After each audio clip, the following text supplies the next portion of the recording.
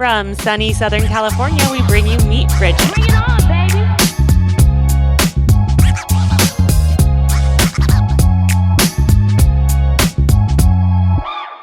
Welcome back to Meet Bridget Season 6. We're on a mission to combat the teenage confidence crisis. It's hard being a teen, and we talk about it honestly.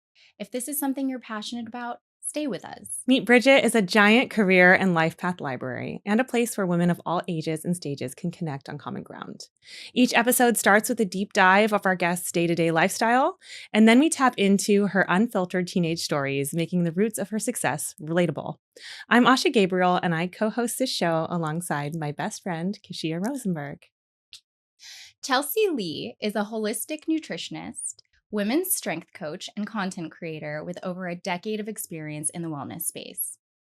Known for her grounded, balanced approach to health, Chelsea helps women move away from extremes and reconnect with their bodies through strength training, nutrition, and nervous system regulation, building strength without burnout and confidence without punishment. So welcome back. We are here with Chelsea Leigh, who is a holistic nutritionist, women's strength coach, and content creator with over a decade of experience in the wellness space. Known for her grounded, balanced approach to health, Chelsea helps women move away from the extremes and reconnect with their bodies through strength training, nutrition, and nervous system regulation, building strength without burnout and confidence without punishment, which I love. We were just talking a little bit off camera about how refreshing your content is, because in a world where there are so much, there's so many resources and everyone's talking about wellness and biohacking and everything, it is so refreshing to see not just a female trainer, but somebody who like focuses on strength while not like pushing women to the point of like no return. So welcome to the show. Thank you. I'm so happy to be here.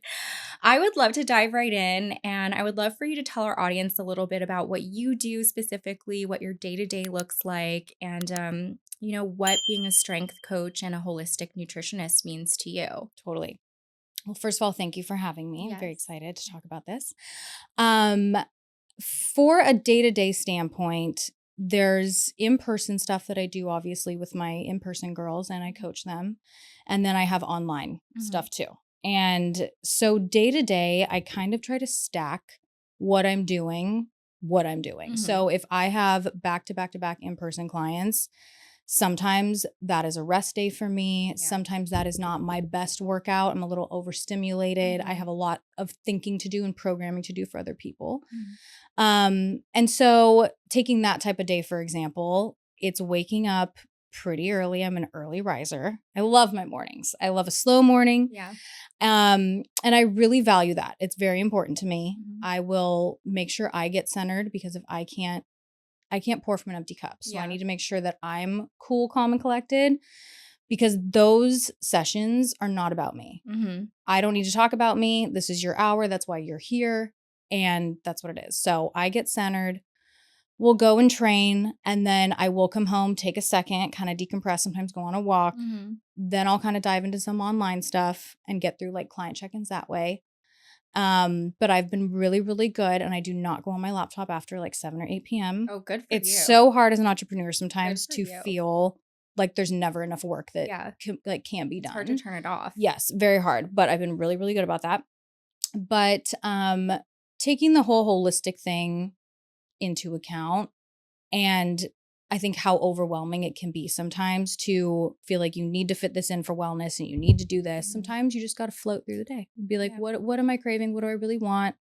How am I regulating? And like really being in tune with your body, Yeah, absolutely. It sounds super structured. Like it sounds like in a role that doesn't necessarily require a lot of structure. Like it could look different for a lot of different trainers. You've set up like a really firm organizational system for yourself. I'd love for you to tell us like some of the core like attributes that you have as a trainer that really suit you well for what you do. I think what's really hard in the strength training space, and I'm just going to say this as someone who has been in my masculine before. As a strength coach, as a women's strength coach, it is very hard to find your clientele and also make sure that you're not tapping too into the masculine and find that balance with the feminine energy. And I think strength training is so crucial for women. There's now the battle of the bulking versus the Pilates, which drives me up a wall. But I really try to drive home how important it is, not only for the way you look, and it's going to give you that shape, but also your longevity, your bones. Yes. You need to be strengthening these muscles for when you are 70, 80 years old. And so strength training is the foundation, and that's what I'm always trying to drive home. It doesn't mean you can't do the low impact, doesn't mean you can't do other moves that you love, other workouts that you love. But I really tried. I think there's something so beautiful about being strong. And it doesn't mean you have to be this like, oh, I can deadlift. Well, like, no, like we're not doing that. But like as a woman, to have strength, it bleeds into every single aspect of your life. Yeah. And you do something in the gym and like it seems like it's just completely separate from like what's going on in your day to day, but it's completely not. And so that's my favorite thing to see is women that come in and they might be a little bit scared to strength train and they don't want to get bulky and all these things. And they start seeing their body change and their confidence skyrockets. And I'm like, this is why I do what I do.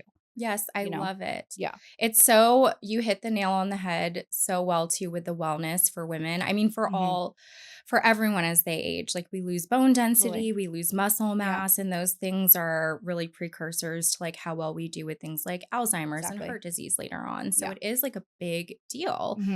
I'm really curious, like so I would love to hear like what types of clients are coming to you mostly and what they're looking for. And then because I feel like your ethos is so strong, like you're so well balanced in like how you describe the way that you train.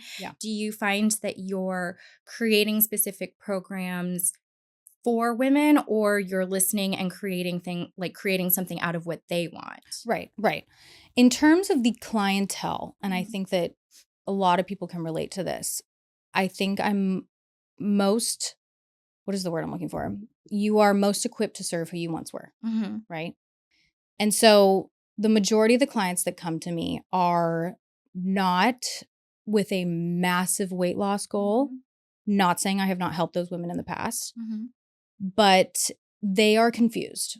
They're totally confused. It's information overload. I don't blame them. It's unbelievably overwhelming. But a lot of them are like pretty small. And that's how I was. I was the typical skinny fat girl. So from the outside in, it's like, she's small. Like, what is she complaining about? Like, but the like little flabby, little maybe just feeling like you want to tighten it up a little bit and trying everything. And usually what they do, the default is eat less. And then they see a creator or an influencer who's only doing Pilates. So they do that. They're not burning enough body fat because they're not lifting weights. And then their eating is probably all over the place. It's usually not bad, but they don't have a concept. And balance is something that does happen. It doesn't happen overnight. You do need to establish some like foundational habits and probably tweak your habits a little bit. Yeah. And the balance will come as you go, But when it comes to that clientele and that like ideal target market, those are usually the women that I work with. And of course, there's a personalization aspect to it as well. Some women might need a little bit more cardio. I might tell some women, hey, you got to walk a little bit more, or you got to dial in your stress management a little bit more. But for the most part, that's kind of like the clientele. And then how does the holistic nutrition aspect fit into everything for you? Do you do that for everybody? Is there some component of that in all of your training? Totally. The holistic was not always part of it. I had to get really sick in 2021 to understand looking at women and people. I obviously only coach women, but in general, holistically. And my business started off very focused on just macros and fitness. And a part of me misses it because I'm like, life was so simple back then. Like now we're just freaking out over chemicals and it's like, we're so aware and we're so blessed to have all this information, but it's like killing people. Overload. So much, So sometimes I miss when it was just like easy, but at the same time, that worked for me for a while until it didn't. And I was so restrictive and I was so not aware of ingredients over calories. I was eating protein, everything. I was so focused on just how I looked, So the holistic aspect, once I healed, I had a lot of gut stuff that happened. My hormones, my hair was falling out. Which is worse. Oh my gosh. And then for someone who I was like, I'm so healthy. Yeah. Right. Like I was a trainer at the time. I was working at a boot camp, but I was so burnt out. And I didn't know. I was burnt out. I thought I was doing fine. And then when I got sick and I healed, I was like, okay, the stress matters. The sleep matters. What you're eating and how aware you are of like your relationship with food. Yes. And what's going on there. And so the holistic aspect is more like I could give you a meal plan all day. I could give you a workout plan all day. I have like a 24-hour, not that I'm answering messages at 3 a.m., but I have a 24-hour like message box online where like, I'm like, how is your week? Like, what is going on? Are you okay? Did you just go through a breakup? What's going on with work? Like, how we look at food and how we nourish and like it's all connected, you know? 1,000%. So in person and online is very much so looking at the individual as a whole with like that nutritional aspect and also being like, we need everything. Stop doing diets, stop doing these crazy keto, carnivore, like not saying they cannot be beneficial at certain times, depending on what you're going through. Sometimes carnivore can be very healing for your gut lining. But never like long term, right? It has to be sustainable. Yeah. And so looking at everything, you know. I love that. That's such a good point because there's so many. I mean, I grew up during like diet culture, which is like now everybody. We all suck in. Yeah. Oh my God. Like the Lindsay Lohan. Like Asha and I talk about it all the time. It's like you walk through the aisles. Like we didn't have social media, but you certainly had like diet until you're 98 pounds and you're like, it sent a message to like our generation, which is like almost every woman I talk to like in this age range has experienced a very similar type of like body dysmorphia or whatever from that. Oh yeah.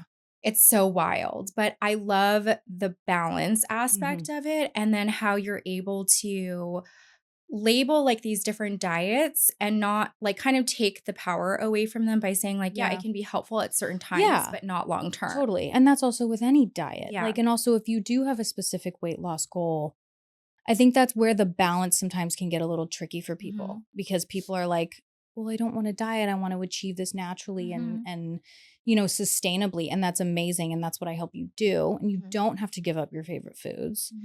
But when you're at In-N-Out 3 times a week and you're like, oh, balance, like, okay, we gotta sometimes and all the, and I love an In-N-Out burger. Totally. And you should, you know, and like, but it's how you fit it. And then you start to just weave balance in once you establish, you know, better habits. Yeah. But it's hard. Yeah. It's very hard.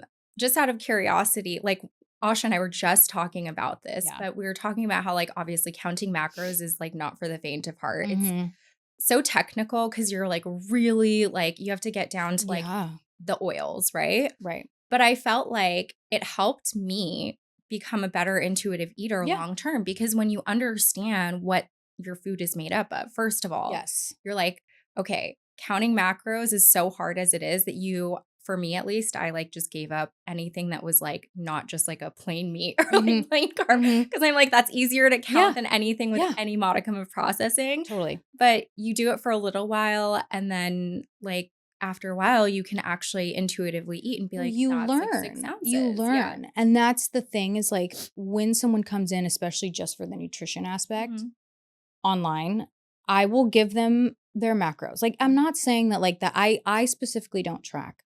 However, I've been doing this for over 10 years. When someone comes in and they are a little confused, I'm like, let's start you off so that you're just aware. You need to know how much because people think that 2 eggs and they're like, oh, crushed it. Yeah. It's like that's literally like 14 grams. We're supposed to aim for like 30 to 35 per meal. Also, it's freaking hard to get your body weight in protein. It's like a lot of food. First of all, and that number, I don't know who made that number up. Like you should be aiming for as much as you can. But it is a really helpful tool, especially in the beginning, to see the carbs, the fats, the protein, the fiber, because no one's eating enough fiber. Yeah. That's a whole fiber is going to be the next main character. Thing. Yeah. We're going to go back to veggies. Oh, yeah. Totally. It's so funny. When I first counted macros, I could not believe the volume of food. Like I was like force feeding myself at the end of the day just to get like the correct mix in. It's a lot. It is a lot. But again, like it's nice to like have somebody like you who's like, okay, it doesn't necessarily have to be like the 130. No, and like, just do the best if can. you're like as close as you can, Yeah. to that number, and then overall, like, and then maybe the next day you really hit it, and then the Mhm. next day you kind of fell short. It's just overall consistency. Yes. Right. And that's what Yes. matters most. Yeah. I'd love to dive a little bit more into some of these traits that help you function throughout your day to day. Mhm. If you were speaking to a young teen who is really looking to get into the fitness coaching space Yeah. and the holistic nutritionist space, what are some attributes that you think are like non-negotiables? Like what would serve that person really Yeah. well? I think that you need to have some component here where you listen to your gut and you listen to yourself, because there's so much now. And I think if I was a teen in this space, I would be so overwhelmed with like what to do. I think that if you enjoy doing cardio, you should still do it. I don't think, because now there's people saying that you just need to cut cardio because it kills gains, and it's like whatever. Again, there's always a balance with Yeah. everything. And so whether it's the workouts, I think that the strength training is going to be your best bet for not only changing your body, but like getting into like learning everything that's kind of like your foundation. Getting into nutrition in a healthy way, and yes, focusing more on ingredients and like really just being aware of that. But also not going down the rabbit hole of a very intense plan that maybe you're not going to be able to escape. Yeah. Because I've been there. So detail oriented but balanced. Yeah, exactly. Yeah. Yeah. And educate yourself and like Yes. really make sure that you are your sources, Speaking of education, from what little I know Yeah. about like the fitness space, what avenues did you take to become certified? Like, did you go to school? Yeah. How did you structure your education to get to where you're at today? Yeah. It actually wasn't supposed to happen. I was in school for psych, Okay. which I also used every day. I was going to say, I feel like I think I do. I mean, when you're a trainer too, it's like a hairdresser. Yeah. Like, and I love it. But no, I was in school for psych. And then at the time I was kind of just like the skinny fat, small, kind of just drinking, barely eating. But I started going to a boot camp. At the time, I was like in the middle of like, okay, I'm about to apply to grad schools because I wanted to do marriage and family therapy. And then I got thrown into this boot camp and my body changed. I was like, whoa. And then I fell in love with it, and they were hiring trainers at the time. So I was like, okay, let me just do this for a little bit. I'll do this in the interim. So I got certified as a certified personal trainer. And then obviously I never went back to, no. But then under that, specialist in fitness nutrition, nutritionist, glute specialist, like all the things. That was what I had leading up to starting my own business in 2020 during COVID. And then when I got sick, out of nowhere, it was the gut health. I looked 9 months pregnant. I was on a lot of antibiotics when I was young. My mom just didn't know. So like I would get sick and I'd be like Z-Pak and like she just didn't know, and it's not her fault, but I was always on an antibiotic. My gut microbiome was like trashed. Yeah. And we didn't know probiotics were not a thing at the time. Gut health was not a thing. No. We didn't link it to mental health. Like we didn't know that you And it need is your serotonin. second brain. Yep. We could do a whole podcast on gut health. Yes. Oh my God. Let's do it. Like literally the bloating and the this and that, which like I do still experience once in a while from like my nervous system and being really in tune with that. Anyway, but this was happening out of nowhere to me. Yeah. I was like, what's going on? I saw every doctor. And meanwhile, I'm like, I'm so healthy. I'm a nutritionist. I'm this. Like, what's going on with me? I'm supposed to be able to fix myself. Like, I don't understand what's going on. Throws you for a loop. Yeah. I had gone off birth control. So like a lot of things were happening at once. And then I saw a naturopath. I was like, oh, okay. So then my whole life changed. And then I rebranded my business, went back to school. Is that what inspired the holistic nutrition component? Yes. And then got certified in my integrative health program, which is the holistic aspect of it as well. And then kind of just combined it all. I love it. Mhm. I love it. It makes for such a well-rounded practice. And Yeah. again, like following your content on Instagram, it is just so nice to see. Like, it's not like you're giving people outs necessarily, but you're like walking women through like the real day to day. Like, it's okay, It's like, you this know? is the strength training, but Yeah. like, it's okay to like have a burger sometimes and mhm. then go back to balance. Like, Exactly. I feel like, And everyone's sober curious. yes. Which is fine, Yeah. you know? But if you're not, that's Yeah. okay. Yeah. We shouldn't have to feel guilt. Like, there's so many trends and these Yes. things come and go. Mhm. And yes, like I loved that. I was like, Yeah. I trade my dessert out for a glass of wine too. I do. I really, and I'm not really a foodie, and I know so many people are. It's not that I don't like food, Yeah. but I'm like, I'm not going to go crave. I Mhm. would rather get my second glass of Sancerre or like Yes. my whatever, tequila soda, margarita, whatever. Mhm. I'm like, yeah, I'm getting that because that's not like a norm for me. I don't do that Yeah. every night, you Yeah. know? Totally. No, Yeah. I've just never been like a cake and cookies girl. No. Like I love food. Yeah. Um, No, but there's yeah. foodies. Like Yeah. there's people that are just like, I got to go get my blah, blah, blah. I'm like, you go for it. Yeah, But like, my it's sister's never been one me. of those. And I'm Yeah. like, I can't. Yeah. Yeah. I've never really been that way. So funny. So I'd love to take it back a little bit. Obviously, at Bridget, we really believe that the teen experience Totally. helps form our successes later on in life. And we carry a lot of our formative traits through Mhm. into everything that we do. So I'd love for you to paint the picture of like young Chelsea. Tell us a little bit about where you grew up, what you were Yeah. like what your personality was like. Oh, fun. So I grew up in Burbank, Okay. and Burbank is a funny little town. There's an airport there. Mhm. It's very small. My dad was a sound engineer for Universal. Blake Lively went to Burbank. She Mhm. TP'd my house Oh my God. for my brother. We were around like celebrities. Like it's near all the studios. Yeah. Right? Yeah. But I always felt like I didn't have my thing. Mhm. Like I didn't know what my thing was. I sing, so I was in Mhm. choir. My brother was like star of Burbank. Mhm. Like show choir was cool at Burbank. I know Yeah. it kind of sounds a little lame, but it was. We have all the performing arts kids in LA. Like okay, that's yes, cool in LA. yes, it was. It was. But I would do it because I was like, well, you know, I can sing. So like maybe that's what I'm supposed to be doing. But I never felt like that was my thing, like ever. Interesting. It was so my brother's thing. And I was like, I'm so Yeah. happy for you. I just am not really feeling like that's it. Yeah. But that's kind of like where I put my focus. My parents also were like, you have a gift. You Mhm. need to be in choir. But I was like, eh. And then I didn't play sports. Like I think I played volleyball for like a year. I regret it. Mhm. Because I think in that time, and this is what I've told my fiance, I'm like, if we have a daughter, even if we have a son, but like our girl is playing sports, and I just feel like I kind of missed out on that. Like I Mhm. played when I was like younger, Mhm. but I think also during that time, like I was always small, Mhm. but I started to like notice like cellulite and like Mhm. things on my body that I felt like other girls didn't have. And I was like, okay, like maybe, it was just the time I realized, because I was like, I just wasn't building muscle. Like I Yeah. didn't have muscle. I wasn't in soccer. I wasn't in like, Yeah. I wasn't doing that.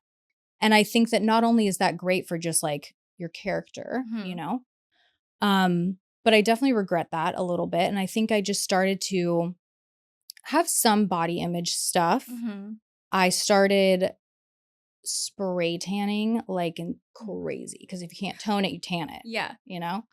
So I was like really tan. I always had big hair, and Yeah. I would just kind of like hide behind it. And I don't think I hid it well. Mhm. My mom was always instilling confidence, and that's what I'm very grateful for. That's like good. even Yeah. during times of like me covering up or like covering my legs or like whatever, my mom was always like self-respect, Mhm. know your worth, you know? And so I did hide it well, and I felt like I was always like pretty confident, but I wasn't the most comfortable in my own skin, Yeah. like at all. And then after graduation, and then even in college, first couple years in college, like, and then you're drinking, Mhm. and then things are just getting worse. And then I finally was like, okay, I'm changing my body. Like Yeah. I need to, you know, and that was like the start of it. But Is that what prompted the boot camp? oh yeah. And I went to one prior Mhm. before I found the one that I ended up working at. Mhm.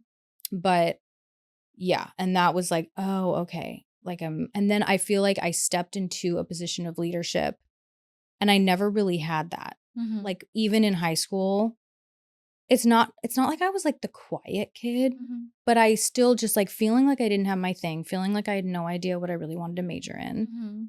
So I was music industry for 2 years Okay. in college, but I was like, Just kind of like, this isn't really doing Yeah. it for me, you Yeah. know? And then switched to psych and I felt a little bit more aligned in that, Mhm. but then I found it later. Were there seeds of your personality now back then? Like, Mhm. were you outgoing? Did you enjoy talking to people? Were you like the friend that Yes. people went to for like Yes. advice? All the time. All the time. And that's why I then was like, when I was switching my major, I remember thinking, you know what? I am always helping people. I Mhm. enjoy helping people. Mhm. I didn't know the capacity that I was meant to help people, but I knew that that was like a skill of mine. I'm an empath. I'm a Cancer. Mhm. I feel everything. So I'm like, okay, maybe we could do something with that.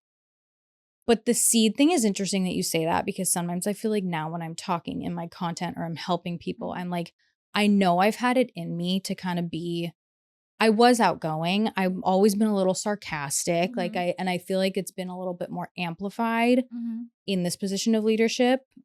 So that's actually really interesting. I liked that. Yeah. Yeah. Was your brother older than you or Yes. younger than you? Yeah, he was Okay. older. So I was Cody's little sister. So you were like, oh, you were already set up for Yeah. being like, Asha talks a lot about this. I'm the oldest of 4 kids, Okay, but yeah. she's a middle child. Oh, yeah.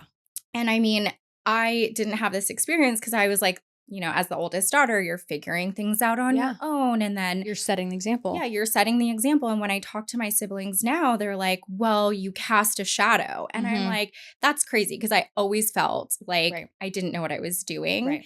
And then so it's so interesting because when Asha talks about her experience, sometimes she talks about like looking at the example of her sister. So I Mhm. can just kind of like imagine totally. if your brother was like the star, Oh, just yeah. being like, okay, this is what he's good at, but like, What's my where thing? do I fit in? Yeah, and it's not his fault. Yeah. You know, it's not your fault. Like Yeah. it's just how it is. And then he was like my role model. Like I just like loved him, and all the girls loved him. And then they'd be like, Chelsea, Cody's talking to me, but he's also talking to her. I'm like, don't bring me into this. So even back then, I was like the therapist for girls that he was talking to. Oh my gosh. He was a little heartthrob, but very true. Yeah. Very cute. Ugh. Oh my gosh. So you talk a little bit about like being skinny fat, or like Mhm. also known as like, the girl who's Under-muscled. like just not exercising, not focusing on, the strength component. Now we have all these tools for like, you have like the DEXA scans, you Right. have like the Right. apps, like you can look and track muscle versus Mhm. fat versus water.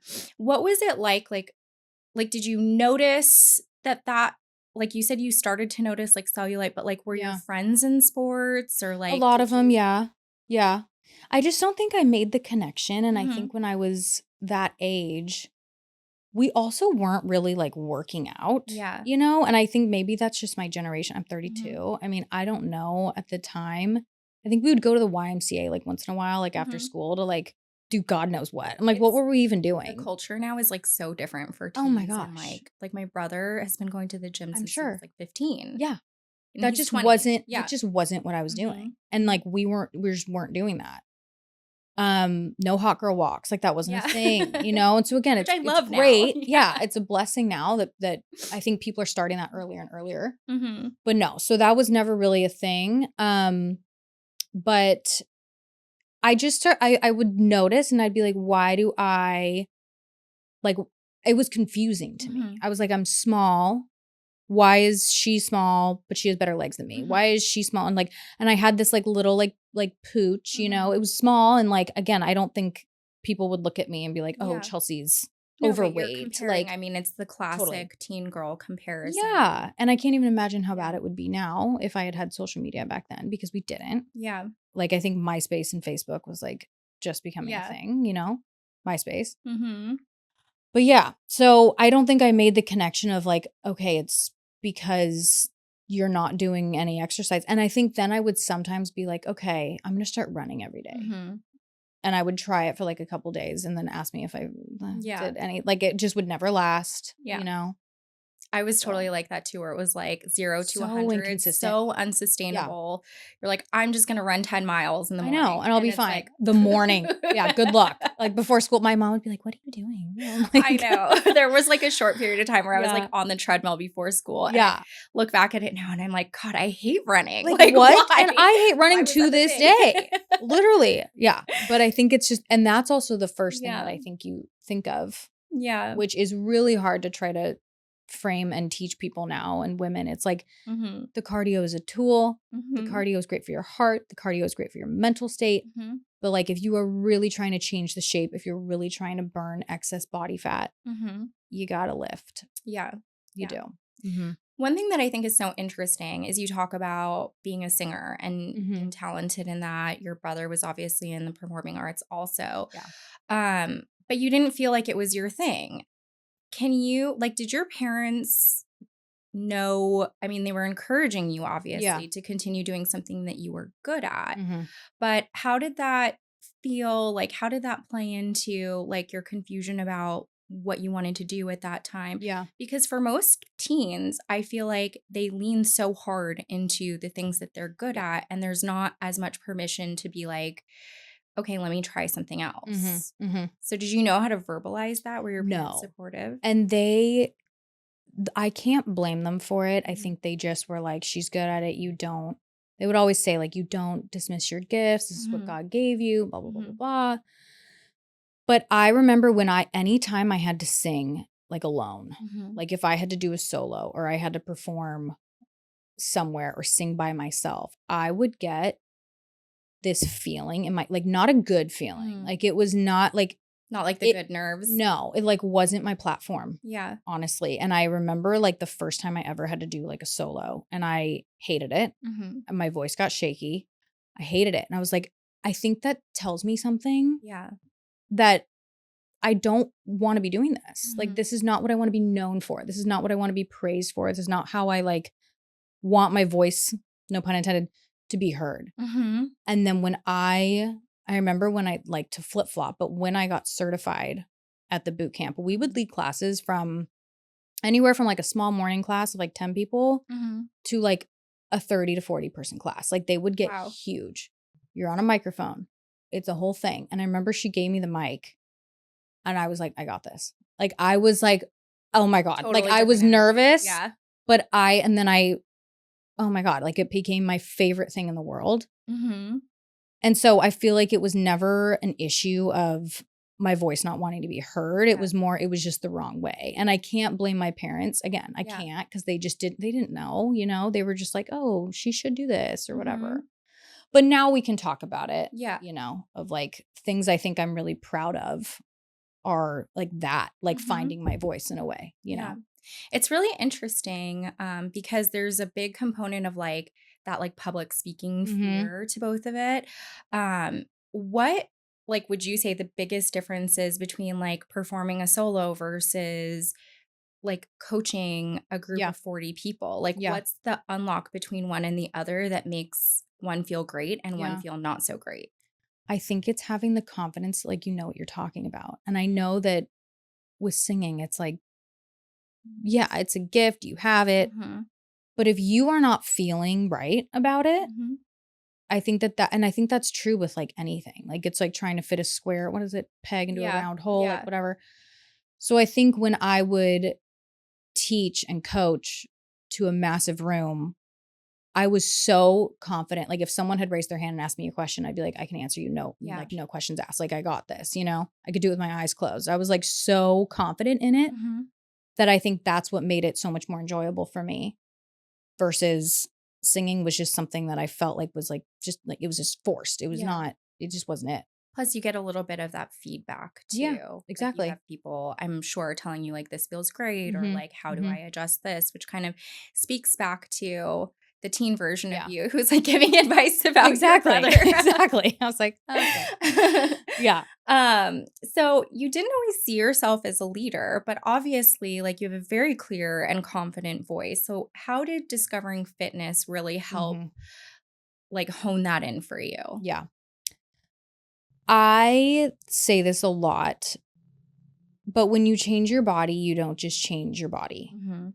you start to show up differently Mhm. because you have more confidence, but you also feel like you can just really do hard things. Mhm. And I know that some people, like, if you haven't stepped into that world yet, it's because I didn't know, Mhm. you know, but if you're afraid to post on social media, if you're afraid to like start your business, if you're afraid to like make a phone call or whatever, like I'm telling you, when you start to believe in yourself and be like, wow, like I really did this. Like the way you look is such a, for women, Mhm. right? I mean, everyone, but it's such an indicator of just like how you present yourself and like how you feel like people are looking at you, or like, are they seeing your insecurities? You're in your head, like all these things. And when you just start to like walk into a room with your head held high and your chest up and your shoulders back, and you're like, I could talk to anyone in here.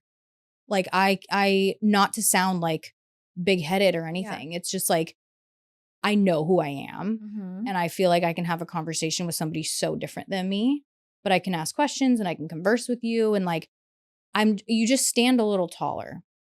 And as like someone who's 5'2", that's like a big deal, Yeah. you know? I But get that. yeah. But it started to bleed into everything in my life. And then relationships. And I Mhm. was like, even though when I was working at the boot camp before I had kind of like slowed down in COVID and before I got sick, I was kind of attracting the wrong men because I was in my masculine too much. And I was attracting men that like needed fixing. Mhm. But that being said, I feel like, again, when you have that confidence in you and you know who you are, Mhm. you're going to find that person that's Yeah. going to complement that, and you're going to like receive what you're putting out, Yeah. you know? I'd love to dig into that a little bit more. So like when you say you were in your masculine a little bit more, like Yeah. how were you carrying yourself? Like Yeah. how were you training people differently? Like what did that feel like for you? At the time, it's also a hard thing because I was so happy. Like Mhm. I had changed my body. I was working at this boot camp. I was teaching the 5 a.m., the 6 a.m., the 8 a.m., the 9 a.m. Then I would take a nap there. Mhm. I was like live, breathe, Yeah. sleep, fitness, you know, but I was so happy. Yeah. And then I would fill my afternoon with PT clients. Mhm. I would get home at like 8 p.m. I would meal prep and I would do it all again. Like Yeah. I was like psycho, but I was burnt out. Mhm. And I was also coaching men. Mhm. So I was coaching men and women, whereas now I only coach women. Mhm. But I had this role of like, okay, I have John coming in here to Yeah. bench press something that I can't even lift, you know? So I got to make Yeah. sure he has a spotter, but also like, he's not going to listen to me, Mhm. you know? So like, I need to make sure that I'm very confident in my position as a trainer and as a coach to be like, I could coach that man. Yeah. And I can also coach the girl and it's her first day. And so Yes. like, how do I find that identity in a way? So I kind of just like started going into this, like, I got it. Don't worry about it. I can handle it. Boss babe Mhm. energy. And I feel like when you're a woman living more in your masculine, again, that's why I would like attract some guys that like needed fixing, because that's like what the masculine does. Like you like want to fix and you're like, no, it's okay. I'm tough. I'm good. I'm trainer Chelsea, you know? And it was kind of happening like before my eyes where I kind of was like, oh, and my eyes were so dull. Mhm. My hair, I've never dyed my hair in my life. My hair was this like brassy orange color. Like it was like not cute. I was like malnourished. Vibrant self. I was not my vibrant, glowy feeling self. I was eating out of Tupperware every day. I was like, and I did it for like years, you know? And then finally, COVID, I think COVID was a blessing for some people in a weird way. Yeah. It was such a weird time, but I think when it happened, I was like forced to slow down, obviously. It was a forced reset. It was a forced reset, and I started just being outside every day. I was like, oh, okay. Like, I feel like my like glow kind of came back. And then I met my fiance. Yeah. Because I feel like if I had met him during that time, it would have been way it different. like it probably wouldn't have worked out. So did you get sick like before COVID? I got sick in 2021. Okay. Yeah. So I met him when I had kind of like slowed down. And then there were a lot of changes where I moved into my first apartment by myself. And I remember I had gotten I got something and I got an antibiotic for it in 2021. And like, that's what did it. Mm-hmm. And my stomach was like, oh no, like Yeah. we're done. It was like, you need the extra support to Yeah. rebuild And your God gut. love him because he had to deal with that. It was like, I'm so bloated. Like, I'm like, oh, sorry. It's incredibly common. I mean, I'm all Yeah. for balanced Yeah. healthcare. Like, if you need an antibiotic, you need an For something, antibiotic. But 100%. like, you Yeah. have to know how to re-nourish your body afterwards, because Yes. nothing we put in is ever without consequence. Mhm. Or I mean, I just feel like our bodies are like factories. Like, Yeah. there's input, and like that input will Totally. adjust something in you. Yeah, definitely. As like a leader and as somebody moving into the fitness space after having left kind of just like stepping stones of like trying to figure out and navigate who you Yeah. are, you know, where you fit in and trying to find what your thing was, where in that process do you feel like you started to trust yourself more? Yeah.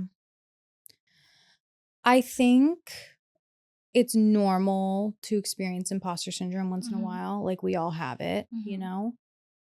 But I think when I started to coach women as like my own business, Mhm. which my fiance at the time, it was like 2021, kind of like around the same time when I left the boot camp. So a lot of things were going on when I got sick, but he was like, you could totally do this by yourself. Mhm. And I didn't trust it. I didn't trust me. I was like, no, I can't. I've worked for somebody. Like, I like this. This is Yeah. fine. And so when I started doing it on my own and applying my methods of like balance and you don't have to track forever and yada, yada, yada, I started to really be like, okay, I can do it. Mhm. Yeah. Like I really fully trust like my method. I trust myself. Not saying those moments of imposter syndrome are not going to like Yeah. be fleeting sometimes. Absolutely. But I think when I started getting testimonials from people and then Mhm. I would see people's bodies change, I was like, oh my God, I did that. Like, Yeah. okay, I did that. Great. Let's talk a little bit about the decision to move from training men and women Yeah. to just women. Yeah. What did that look like? What sparked that? And then, you know, how did you know that that was like the right move for you? Yeah. I think when I was coaching men, I did a couple meal plans for them. They were all very generic. They were all very Mhm. macro focused. Yeah. So it was fine. But I felt like I was starting to understand women's bodies even more with the hormonal aspect, with the Mhm. gut health aspect, with the stress, with the nervous system, Mhm. with like all the things. We have a cycle. Men Mhm. do not. We are ever changing. We're up, we're down. Like, and I just felt like, okay, this is where I definitely feel more aligned. Especially just like even in person. Yeah. Like and that was always like if they came in, like I was there and I was guiding and I was correcting form Mhm. totally. But I feel like women is just like my specialty, whether it's in person or online. Mhm. It has, I mean, it's just so nice because I think one of the great things about this time, and say what you will about social media, Mhm. but with the influx of information, even though sometimes it's overloaded, at least we're starting to highlight like the major differences Yes. in, you know, individuality and in women's bodies. Like, Yeah. for so long, it was like It one was size cut fits out all. for men. Yeah. Yeah. Yes. And I think that's why so many women are like now confused Mhm. because they start to equate strength training with this like men and more masculine Mhm. and I don't Mhm. want to, okay, I'm just going to do the low impact Pilates, which serves a purpose. Yeah. They both do, you know, but I agree. I think that Yeah. now we're able to like, Totally different muscle groups too. yes, Like when I go to yes. Pilates, I'm sore in places that Right. like I didn't know And that's existed. amazing. And it's so good, but I'm Yeah. like, that did not target my like the, you know, glute Right. max, like Exactly. which Exactly. like I need the big muscle groups Right. too. And I always try to say like Pilates is going to tone what's already there. Mhm. Mhm. It's also going to help with your posture. It's Mhm. also going to help with your core. Amazing. Yeah, it's wonderful for so Yeah. many things, but Yeah. like you said, like the strength component is absolutely Mhm. just as important for everyone. Yeah, definitely. You talk about burnout, and I imagine so as somebody who works with people directly, Yeah. who coaches them, who probably has to absorb a lot of energy, Mhm. I can imagine that, you know, you really have to set yourself up for success because as a self-described empath, Right. you're absorbing everything. Yeah. So I'd love for you to talk a little bit about, your techniques or like how you create space for yourself in Mhm. order to avoid burnout, what that burnout looked like for you, Yeah. how you adjusted to meet Yeah. it. I think burnout can be like two different levels sometimes. I think there's the burnout I faced when I was forced to slow down Mm-hmm. because I was like, go, go, go, go, go. I got to work. I got to do this. I got to do that. But I also think there's like mini burnouts Mhm. sometimes where you will sometimes just be like, okay, that was just a lot. Like today Yeah. was a lot. And I need to chill and like get like I got to do like a couple things to just like decompress. So Yeah. like for example, I've realized now I stack my clients because I Mhm. just feel like that's the most like effective way to do it. If schedules change, they change, it's okay. But for the most part, it's like Mondays, Thursdays. Mhm. I'm there for like 3 or 4 hours. Of course, it's undivided attention. Mhm. It's very much like absorbing energy, of course, but Yeah. also like programming. And I'm there and I'm on my feet and I'm Yeah. like moving and whatever.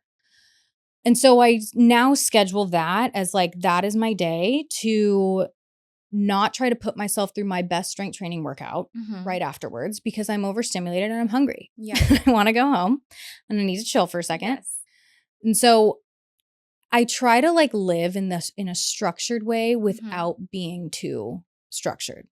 There's something so You know? great about that too. It's Yeah. like, Because you can get obsessed and you can get it can be not good for you. Mhm. So I try to just like plan out when my good workouts are going to be. Saturday mornings are probably like my absolute favorite because I have nowhere to be. Mhm. I can do that. I have time. But also I think when it comes to like the regulation of burnout, my favorite thing in the world truly is a shower, a robe, fuzzy socks, Yes. chamomile tea, like couch blankie. Mhm. Don't talk to me. Like I just I love self-care. Like I Mhm. love it. It's like I feel like it's a huge part of my personality.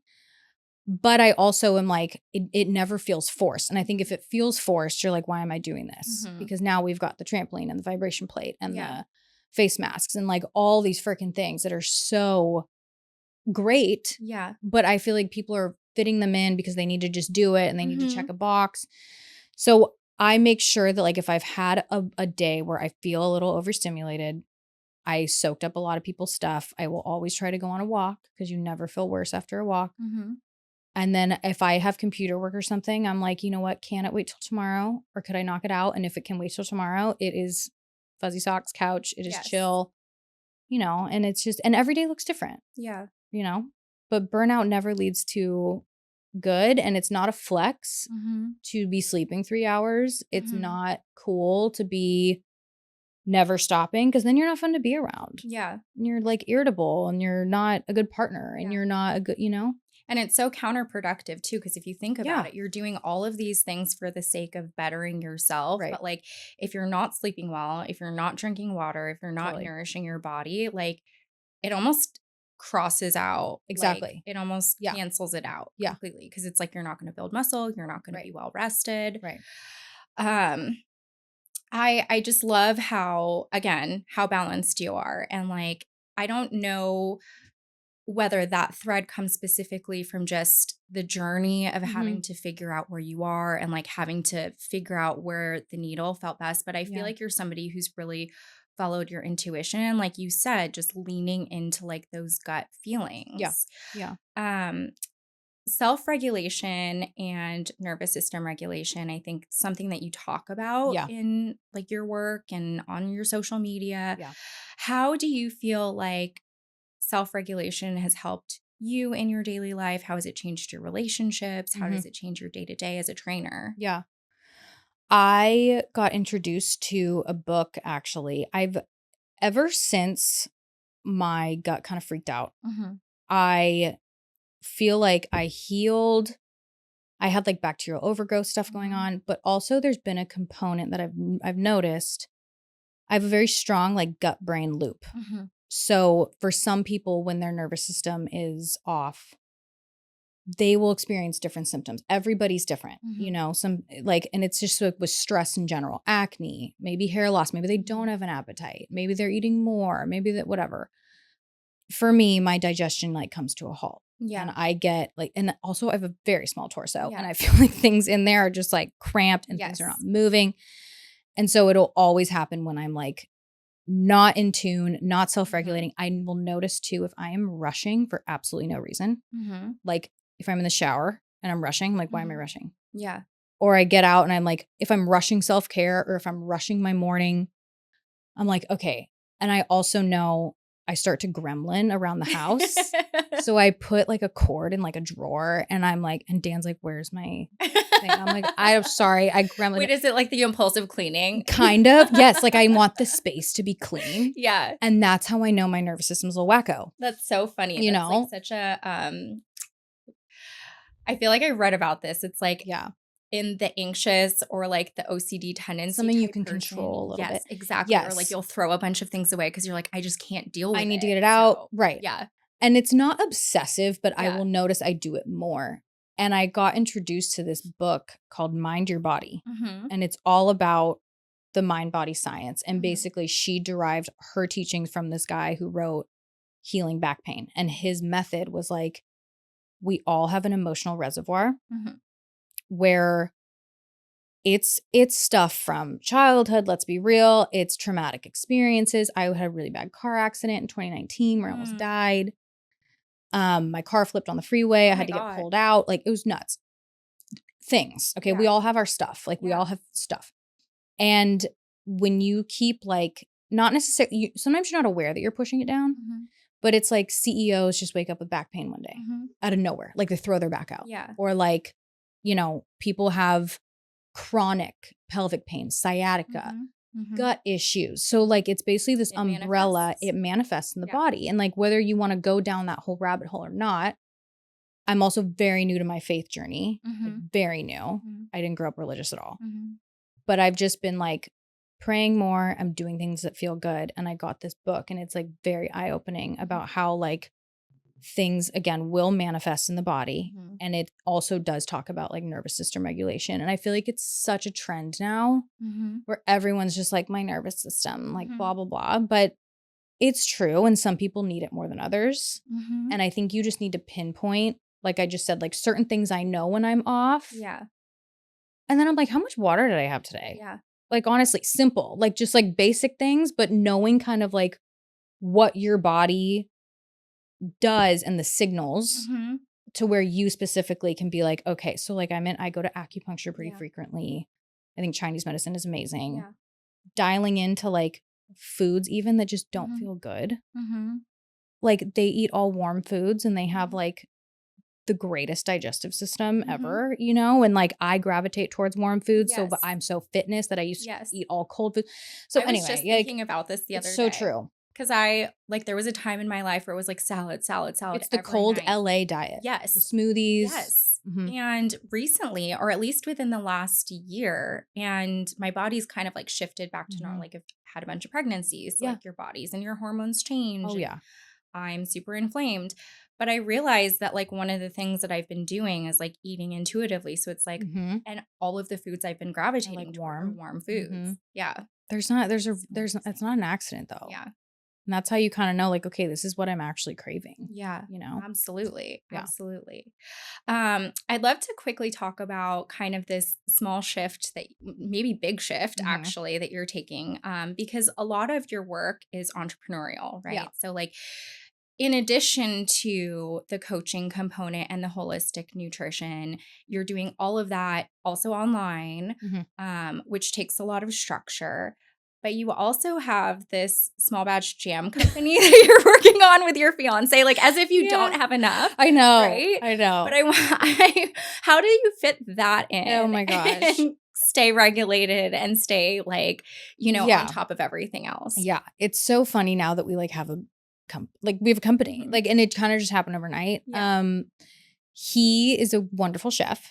So ever since I met him, I make fitness things and he's like intuitive, Sicilian in the kitchen. Oh, I love it. Whatever, you know? And so I would sometimes cook and he'd be like, where's the flavor? Like, because I'm not a foodie, you know? So I'm like, what do you mean? I put salt and pepper on it. Yeah.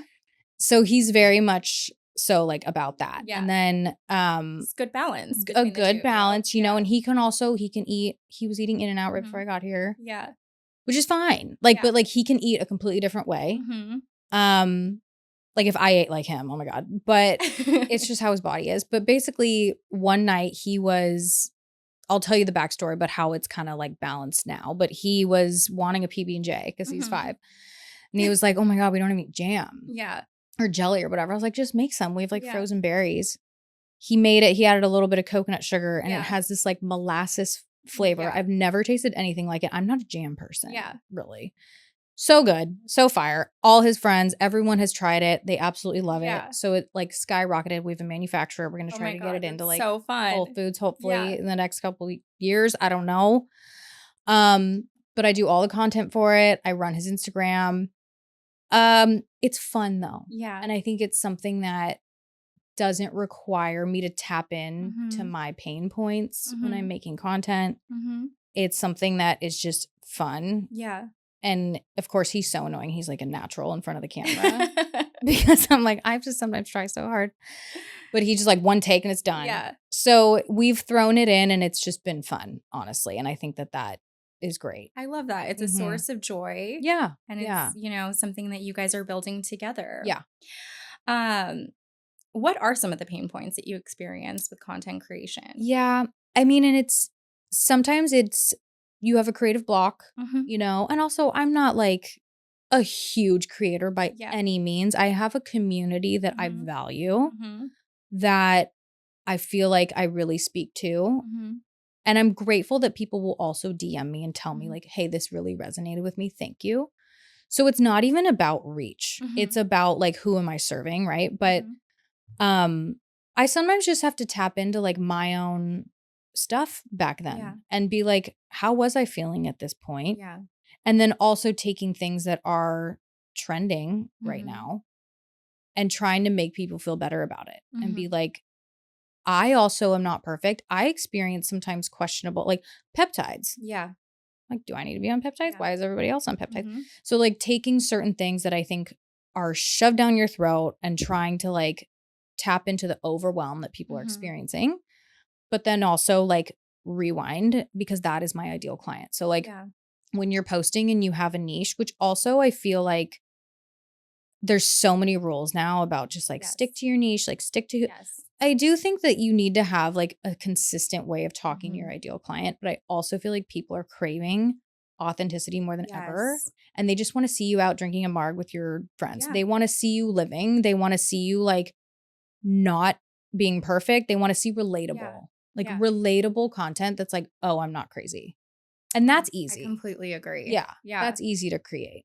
I think the consistency piece, I think the thing that's so infuriating with social media and with content creation is like there's this rule book, right? Yeah. That like no Oh, one ever yeah. knows what the rules are. They're constantly changing. There's like the school of Instagram. Always. And it's like so insane. Mhm. So I'm really hoping that more creators, more coaches, more Yeah. holistic nutritionists kind of go the route that you've gone, which is, Mm-hmm. like you said, like you're not so focused on reach as much as you are on the content And like the reaching community. itself. Yeah. And like, exactly. Yeah. Building trust. Yes. You know, and for years, I tried to make my content perfect. I was not vulnerable. Mhm. I was like, oh, I'm skilled in this. Let me talk about it. Mhm.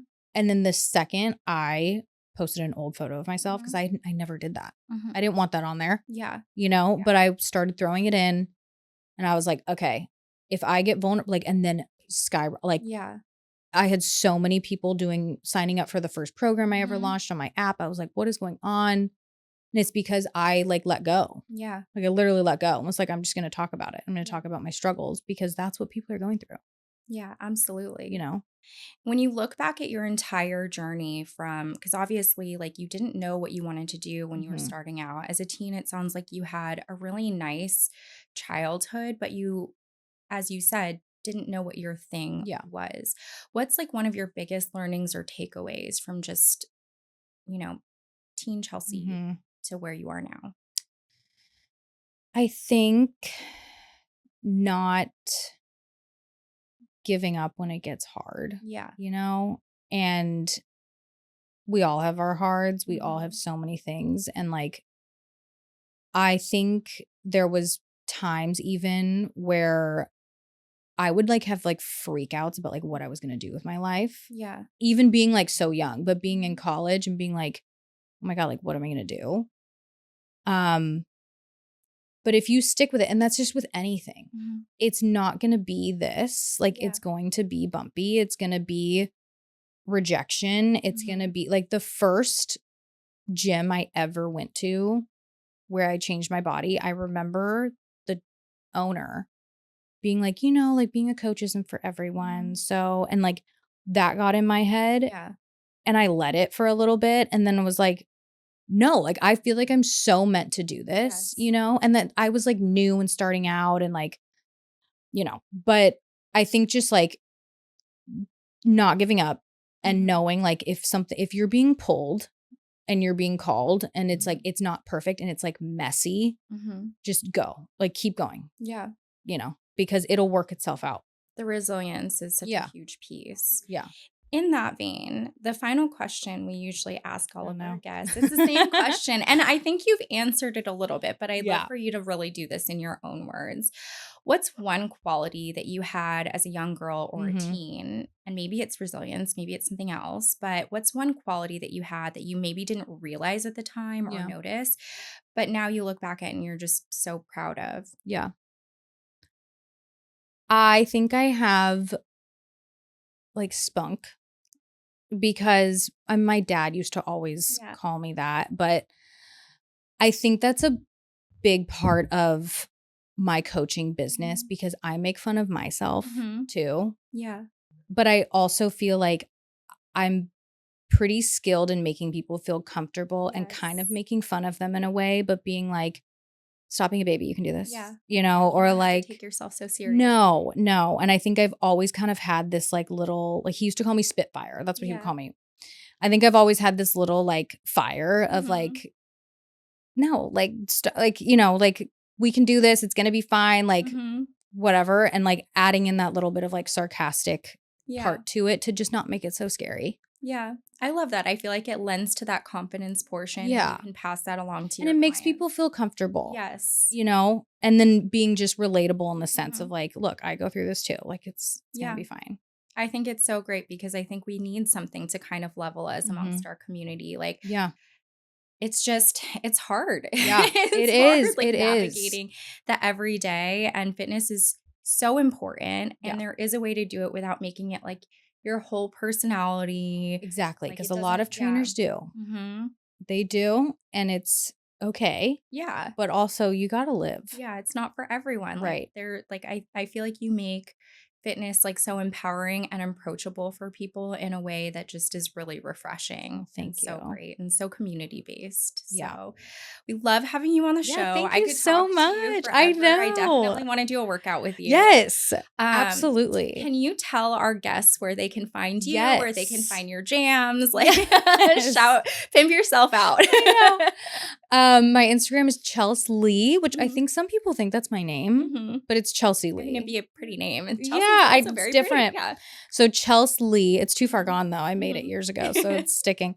And then he's Try Dan's Jams. If you guys want to try some, should be hopefully in the next couple weeks. Amazing. Yeah. Can't wait. Thank you so much. So much. It was great. So that's our show. Thanks for sticking with us, and we'll see you next time. And that's our show. If you liked what you heard today, please like, subscribe to, follow, and share Meet Bridget with your circle. The best way to help our work here is to rate and review our podcast. We're listening and constantly working to build something helpful for you. Catch you next time.